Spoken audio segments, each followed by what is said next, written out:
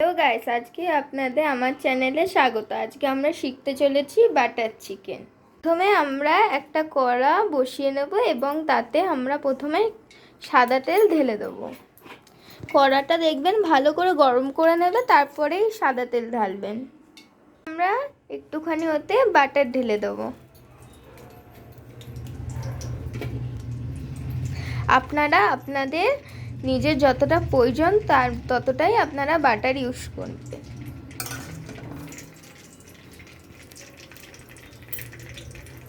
তারপর আমরা দেব গরম মশলা।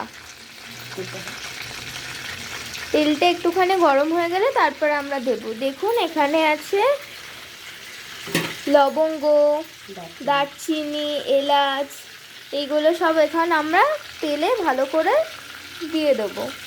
দেখছেন বাটারটা একদম মেল্ট হয়ে গেছে।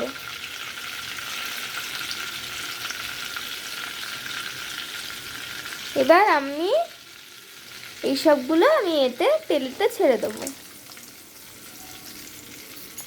তারপর আমরা পেঁয়াজটা ঢেলে দেবো ওতে।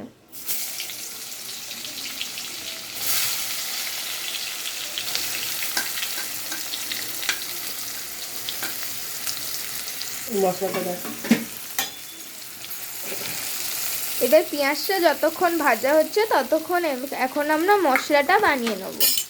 আমরা মশলার জন্য ইউজ করব টমেটো, আদা, রসুন এবং নারকেল কোড়া।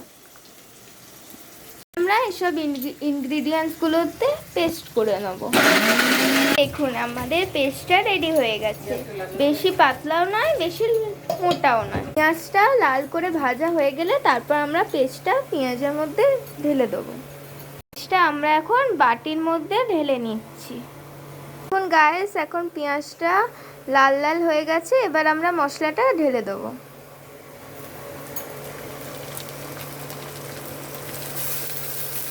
এই মশলাটা কষতে হবে এখন, যতক্ষণ না এই গায়ে থেকে তেলটা বেরিয়ে যাবে। এটা একটুখানি ছিটকাচ্ছে বলে আমরা সামান্য একটু নুন দিয়ে দেবো।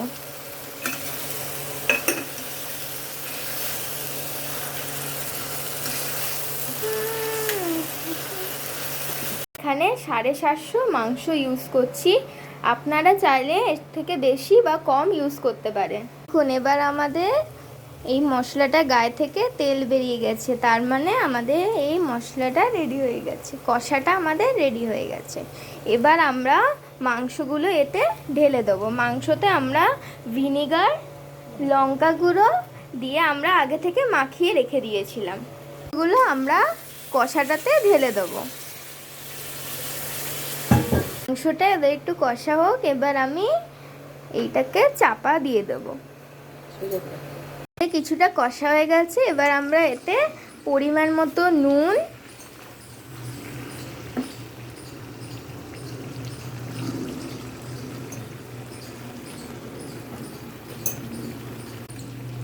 পরিমাণ মতো চিনি, একটু কস্তুরি মেথি দিলাম।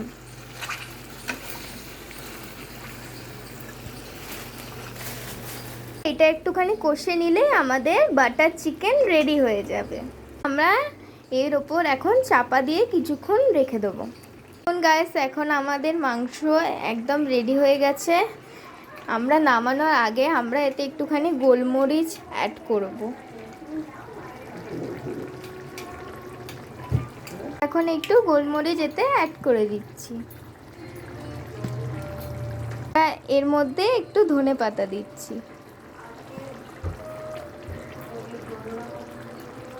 দেখুন এইটা আমাদের ফাইনাল লুক। আমাদের বাটার চিকেন একদম রেডি হয়ে গেছে। Thank you. আপনাদের মাংস কষা না ঝোল ভাল লাগে? যাদের ঝোল ভাল লাগে তারা এই ভিডিওটাকে লাইক করবেন, যাদের কষা ভাল লাগে তারা এই ভিডিওটাকে সাবস্ক্রাইব করবেন। কমেন্টে লিখতে ভুলবেন না কিন্তু।